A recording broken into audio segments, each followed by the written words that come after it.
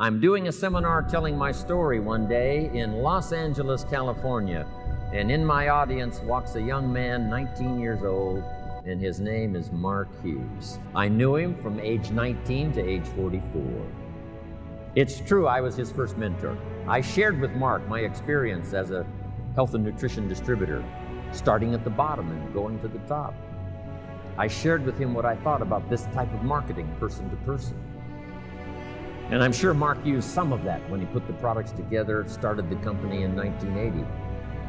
So I was a bit of a counselor to Mark Hughes, his first mentor. Once in a while in his testimonial, here's what he used to say: Jim Rohn was the first person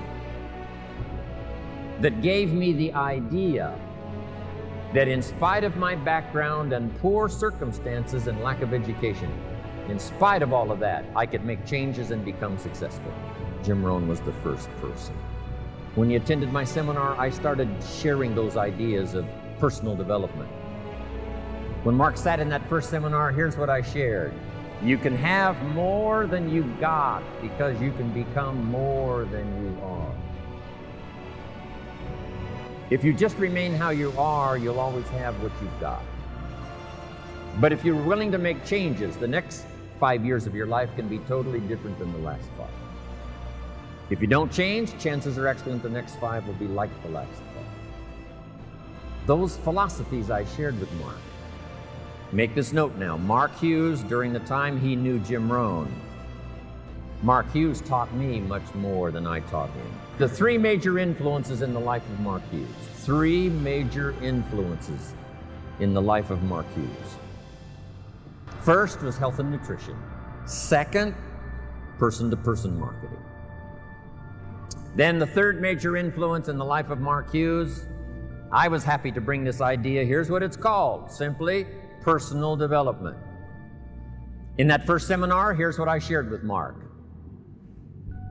We get paid for bringing value to the marketplace.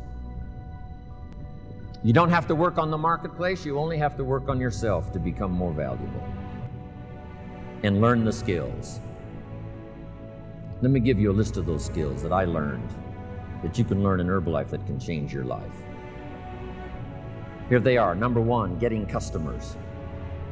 Age 25, I knew how to milk cows, didn't pay very well. Getting customers. First skill I learned besides milking cows, and it helped to change my life, starting part-time. Next skill I learned, finding good people. You just have to search. If you search, what? You will find. Finding is reserved for the searchers, not for the hopers, not for those who wish, but for those who search. And you've had enough information here already today to go back and increase your skill and ability to search until you find good people. The next key I learned that changed my life, a unique skill called promotion. Alan Lorenz is probably the best. He knows all the dates and he knows all the meetings. He almost has the world calendar in his head. It's amazing. Learn how to promote. But here's the secret I learned in promotion. Be so busy giving recognition to others, you really don't need it for yourself. Next, the skill that I learned during those formative years of being a distributor, and that's communication. Getting people to work together. An ancient scripture says, if 2 or 3 agree on a common purpose, nothing is impossible. I'll give you time to write that down, translate it in Spanish and whatever other language is going on here today. Here's what it says. If 2 or 3 agree on a common purpose, nothing is impossible. It was so exciting for me 19 years ago when Mark said, Jim, travel the world with me. We'll build the finest leadership team in the world. We'll someday influence the health and nutrition industry. And if we do it right, we can positively affect the lives of millions of people. Not 1,000 of us, just 2 or 3 to start. And then 2 or 3 became 2 or 300, and 2 or 300 became 2 or 3,000. And 2 or 3,000 became 2 or 300,000. And 2 or 300,000 became 2 million. And finally we arrive here today. Just 2 or 3 to start.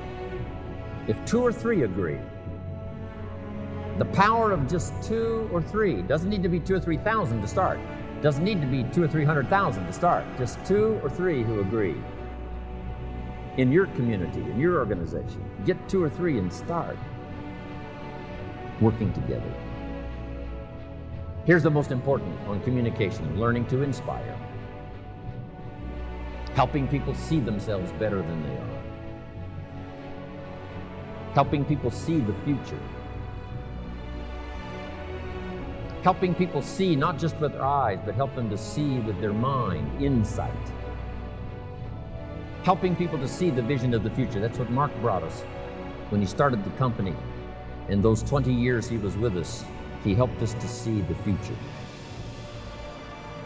Seeing with your eyes we call sight. Seeing with your imagination we call insight.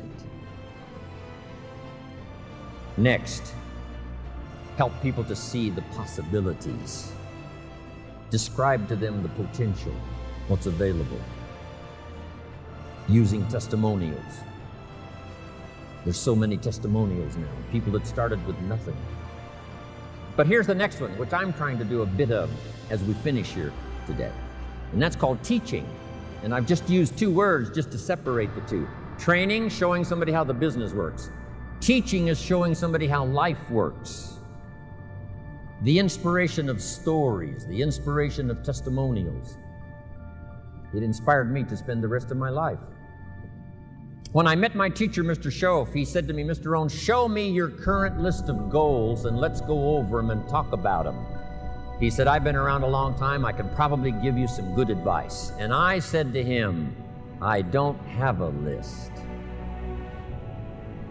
He said, "Mr. Rohn, if you don't have a current list of your goals," he said, "I can guess your bank balance within a few $100s, which he did. And that got my attention. I said, "You mean my bank balance would change if I had a list of goals?" He said, "Drastically." I said, "Then I'm ready to learn how to set goals." He taught me, and it changed my life, how to set goals. So I'm asking you not only just to be a trainer, I'm asking you to be a teacher. Teach somebody leadership skills. Teach somebody communication skills. So we need life skills and business skills, and you can learn to do both, even if you're fairly new. When Mark had been in business about 2.5 years, he had plenty of money and he could have quit. Then why did he invest all those years from the time he made enough to retire? He kept on going until finally he died age 44. Why would he continue to do that? Here's why.